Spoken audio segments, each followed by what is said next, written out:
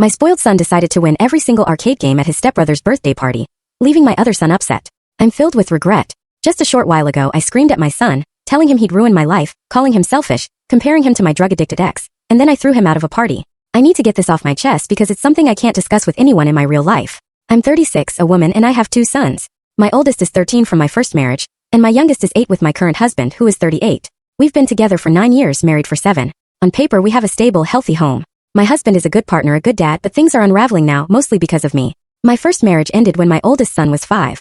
His dad, my ex, was addicted to pills and alcohol, and it escalated quickly. He'd vanish for entire weekends, pawned my jewelry, repeatedly drained our joint savings, and constantly lied. He wasn't physically abusive, but the emotional toll was exhausting. My son was too young to understand, but I was always trying to cover for his dad or shield him from the chaos. The final straw came when my ex showed up high to my son's kindergarten play, caused a scene in front of other parents, and had to be escorted out by school staff. I filed for divorce 2 weeks later. He didn't fight me for custody. I think he knew he wasn't capable. Since then my son has lived with me full-time. His father has mostly vanished, offering only sparse birthday texts and rare phone calls during brief periods of sobriety, but that's it. About 2 years after the divorce I met my current husband. He was a coworker's friend and completely different from my ex. Responsible, calm, and present. He was the first man who made me feel safe again. We moved in together after about a year, and got married shortly after our youngest was born. He's always consistently made an effort with both boys.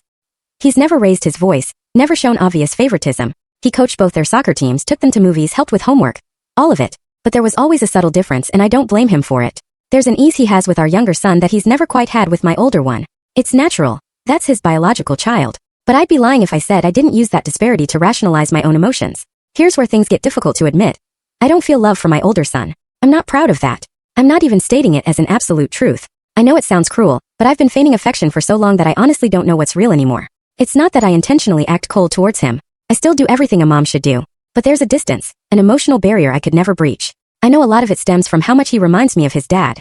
It's unnerving the way he stands, the nervous habit of clapping his hands, even the tone of his voice when frustrated. It all echoes his father. Sometimes I'll walk into a room and catch myself bracing for a fight that isn't happening. It's like my body reacts before my brain catches up. Over the years it's bled into how I treat him even when I try not to. I've yelled at him for things I'd barely notice if my younger son did the same. I've scolded him for talking back when he was just asking a question. There was a time he forgot his math book at school, and I grounded him for the weekend. A month later my younger son forgot his whole backpack, and I just sighed and picked it up for him. My husband has pointed out these inconsistencies a couple of times. Not in an accusatory way, but gently asking if I realized I was being harder on one than the other. I always said I was just being firm or that they were different situations.